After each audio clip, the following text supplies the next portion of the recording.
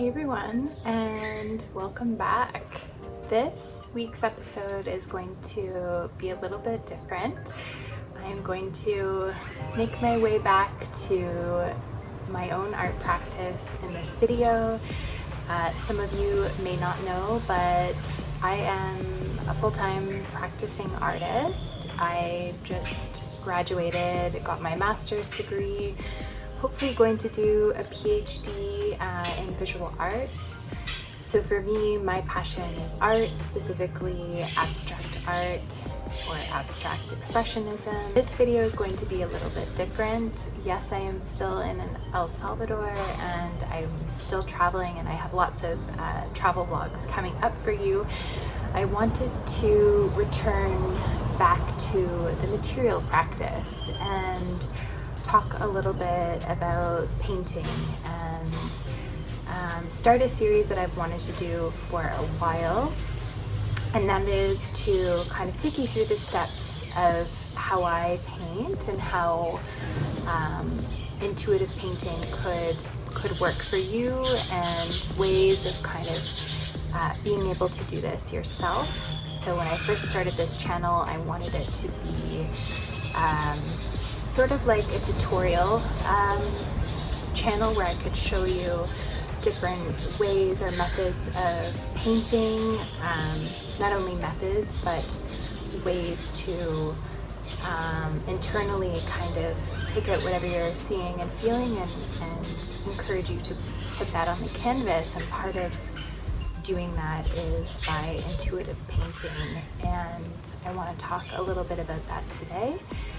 And the plan is to make a series of tutorial videos that kind of take you through the steps of intuitive painting so that it feels more accessible to those of you who maybe don't paint or are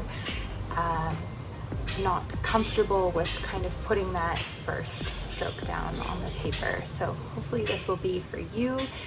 And eventually what I'm looking for is to post these videos on Patreon as well and make it accessible there as kind of like an art series. So I'm going to post a few videos on here, and ultimately I would like to expand this series, and depending on however many of you are interested, keep going from there. And a lot of this is just getting used to your own stroke, and all of us have our own strokes, right? We have our own way of seeing the world, perceiving the world, and when I refer to your own stroke, I just simply mean everyone has their own unique way of painting or drawing or photographing. So this series is really taking your own stroke, your own expression, and really honing in on that and embracing that. I think oftentimes it's easy to get caught up in the Instagram world, for example, where things are so saturated, and we can tend to be critical of our own stroke. And I say that because I feel the same. Sometimes I say, oh, why don't I paint like that? Or why doesn't my art look like this or like that? Or isn't, more popular like this painter? But I think it's important to return to your own stroke, your own perception, your own way of viewing the world. And I think that's the most important and kind of at the heart of these series that I want to start off with. So this first episode is called Getting to Know Your Own Stroke, and I want to take you through a series of exercises that are very simple that can help you get started with that. So today's first exercise, all you need is a piece of paper. So if you have printer paper, if you have watercolor paper, that's okay. Any type of paper that you can get your hands on is great. I taped this paper to a book just so I had a hard surface, but you can simply take your piece of paper and put it on a hard surface like a desk or a table. And the important thing we're going to do today is to get used to our own stroke. We're going to put a marking down. I'm going to use a pen today. You're going to put a marking down without thinking too consciously about what you're putting down. In other words, intuitively marking the paper with however you're feeling, trying to block out from your mind what you think should be put down on the paper, trying to block out from your mind what you think someone else wants you to put on the paper. Just simply put a marking down. So I'm going to show you how I start off with this exercise, and then I'm going to encourage you to do the same. Okay, so here we are. We have our white piece of paper. It can be either watercolor, printer paper, whatever paper you have lying around. If you wanted it to be canvas, that's okay too. The important part of this exercise is that you feel comfortable that you can use anything that you have in your home to be able to do this. So next I'm going to take my pen, and the first exercise is to not look at the paper. So this is not necessarily a blind contour, but I want you to make a marking where you're not looking at the paper, like this. Whatever comes to mind, let it out. So get used to this fluidity of moving your hand around and not looking at the paper. The next exercise, I want you to put your eyes to the paper. And I just want you to let your hand guide the movements.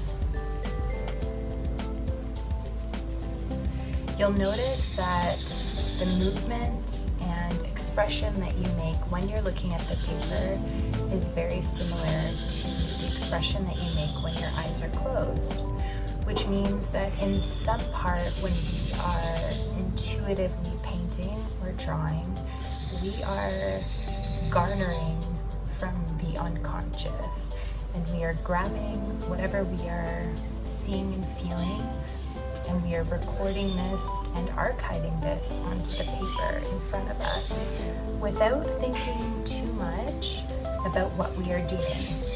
So I want to encourage you to do another set. So here you'll notice that I started to think about what I was doing, and you'll notice if you do let your mind wander that it will often go to a place of, okay, I should maybe try this out, or I should maybe go here. And you can tell from one stroke to another that there's a bit of a difference between not thinking, i.e. moving intuitively through the page, to kind of allowing the outside noise to get in. And I am not exempt from this. I have to work really hard to arrive at a place where I can preserve that intuitive nature of painting, and this is the starting point to all of my works. So for this first exercise, homework for you is to try and do this daily. You can use a bigger surface to express yourself.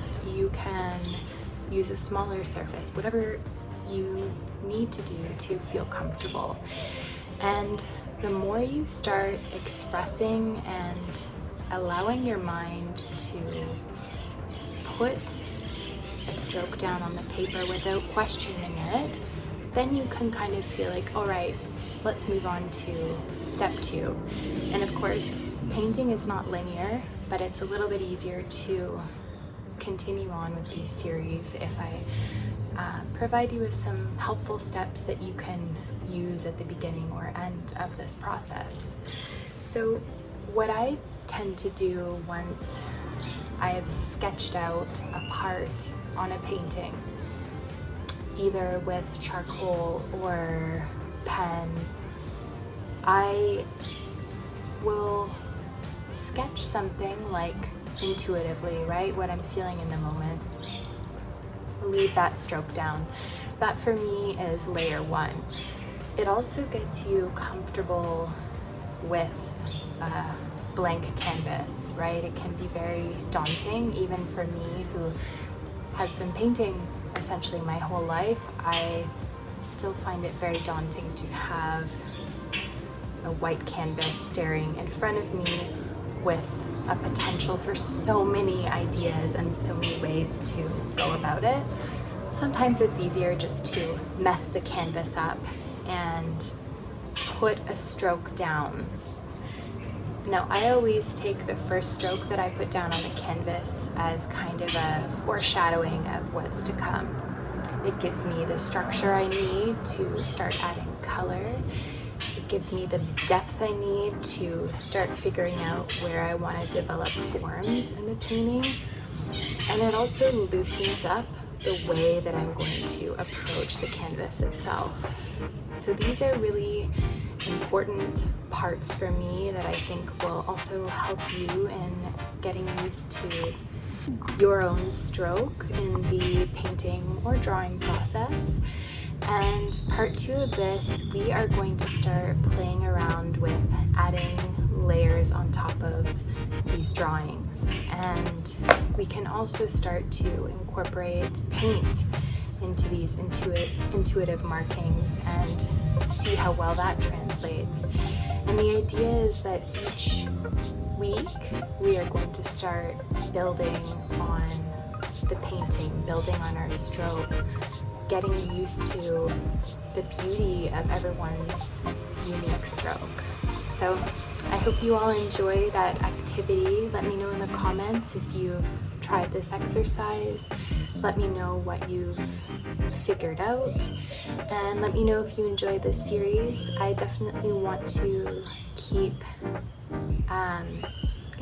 adding to it and including more of my own insight that hopefully some of you will find helpful in the painting process. I always feel like art should be accessible and that everyone has their own expression. So I really want to be able to encourage you to express yourself. So I hope you guys enjoy this short episode today, and I will see you all next week for part 2 of this painting series.